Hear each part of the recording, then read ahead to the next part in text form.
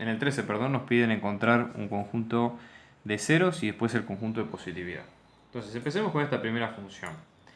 Acá nosotros sabemos que esta función está puesta como un producto de tres partes. La forma digamos, correcta de poder hacer este ejercicio es decir lo siguiente. A ver, habría que hacerlo con desigualdades, ¿sí? Que de hecho hemos visto otros métodos así, pero vamos a hacerlo de la forma más ingenieril, más rápida y efectiva posible. Fíjense que esto es un producto. Para que nos dé 0, esta función está factorizada, es un polinomio factorizado. Para que esto nos dé 0, un producto de tres cosas que nos dé 0, quiere decir que en algún momento alguna de esas tiene que ser 0, ¿sí? Entonces en este caso evaluamos las partes A, B y C de esa factorización. Entonces observen. Si A nos da 0, esto involucra que x al cuadrado nos da 0. Por lo tanto, aplicando raíz cuadrada, x nos va a dar 0. Este es uno de los ceros posibles. Pensemos por ejemplo en el B, que nos dice x más 3. Entonces en este caso, x más 3 es igual a 0. Resto 3 de los dos lados y x me queda menos 3. Este es otro de los números que se hacen 0. Y en el B finalmente tenemos x menos 2, con lo cual x menos 2 es igual a 0, con lo que nos queda que x es igual a 2. Entonces, ¿cómo interpretamos esto? Cuando vamos al conjunto, nos queda menos 3, 0 y 2, y todos estos son las raíces, ¿sí? O sea, lo que acabamos de encontrar nosotros es que el conjunto de ceros del problema son los números menos 3, 0 y 2. Entonces ahora la idea es, obviamente esto es una función continua, ¿sí? El dominio de la función son todos los reales, por ser una función polinómica es continua en todo su dominio, ¿sí? Entonces, tenemos que ver qué es lo que pasa en cada uno de los intervalos, y cuál es positivo y cuál es negativo. O puede pasar que tengamos una raíz doble, que es lo más probable que pase en el caso del 0, por ejemplo. Entonces tenemos que probar varios números entre esos intervalos. Fíjense, este intervalo, por ejemplo, es de menos infinito a menos 3. Este que está acá es de menos 3 a 0, después tenemos de 0 a 2 y finalmente de 2 a más infinito. Entonces la idea es ir probando distintos valores ahí y ver qué es lo que va pasando. Por ejemplo, probemos vamos a hacer lo siguiente, ¿sí? Yo tengo x, tengo f de x y voy a ir probando distintos valores según el intervalo. ¿Sí? En el intervalo, por ejemplo, dijimos acá, de menos infinito a menos 3, después tenemos de menos 3 a 0, de 0 a 2 y de 2 a más infinito, ¿sí? Entonces acá tenemos cada uno de los intervalos. Entonces, fíjense, vamos a hacer de menos infinito a menos 3, probemos por ejemplo el menos 4, de menos 3 a 0 el menos 1, de 0 a 2 el 1 y después de 2 a más infinito el 3. ¿Sí? Yo voy probando con el Excel y vamos viendo, reemplazando en cada uno de estos lados.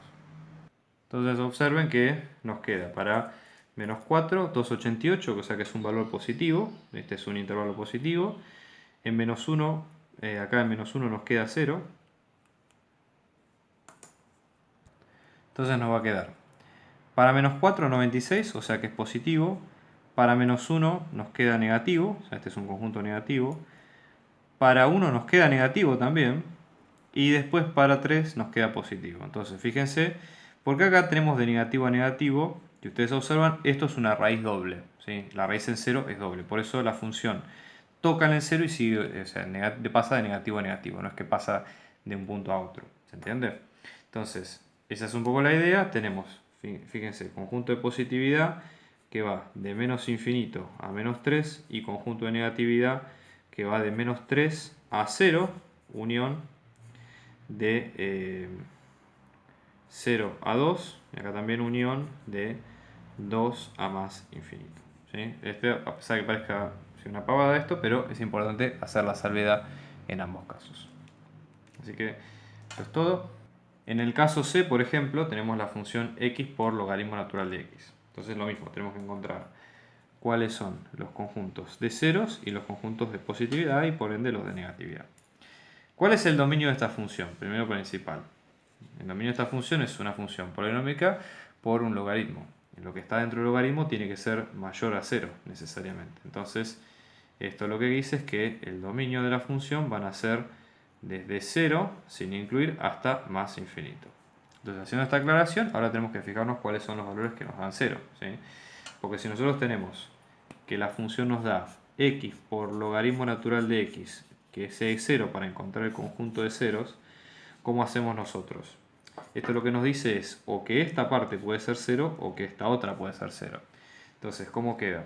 Decimos A sea 0, esto nos dice que x es igual a 0. Listo, ya tenemos un 0. Pero ¿qué pasa? X0 no pertenece al dominio, entonces esto directamente lo descartamos. ¿Por qué no pertenece directamente? 0 no puede ser nunca este valor. Y después tenemos el otro que nos dice logaritmo natural de x es igual a 0. Entonces, para despejar esto, hacemos e elevado a cada lado, de manera tal de cancelar el logaritmo. Esto lo que hacemos es que nos va a quedar x es igual a e a la 0, que nos va a quedar 1. Entonces, si ustedes observan cómo nos queda el dominio, o sea, cómo nos queda en la recta. El dominio de la función es de 0 para más infinito, ¿sí? Después tenemos en 1, acá tenemos el 0, ¿sí? El 0 que viene acá, y vamos a tener dos conjuntos distintivos, desde 0 hasta 1 sin incluir, y después desde 1 hasta más infinito incluido. Entonces, probemos por ejemplo con, de vuelta lo mismo, la función, valores de x y de f de x, y después del intervalo si es de crecimiento o decrecimiento. Por ejemplo con 0,5 acá, y después acá probemos con 2, para ver qué pasa, ¿no? Entonces, 0,5 por logaritmo natural de 0,5, ¿sí? 0,5 logaritmo natural de 0,5 es negativo, negativo por positivo es negativo, o sea que esto nos va a quedar negativo, ¿sí? Intervalo de conjunto de negatividad. Después tenemos logaritmo natural de 2, positivo, 2 por logaritmo natural de 2 es positivo por positivo, nos da positivo, o sea que este es positivo. Entonces este es el conjunto de positividad. Entonces, conjunto de positividad nos va a dar de 1 hasta más infinito, conjunto de negatividad nos da de 0 hasta 1, obviamente pasando por el conjunto de los ceros, que es efectivamente el número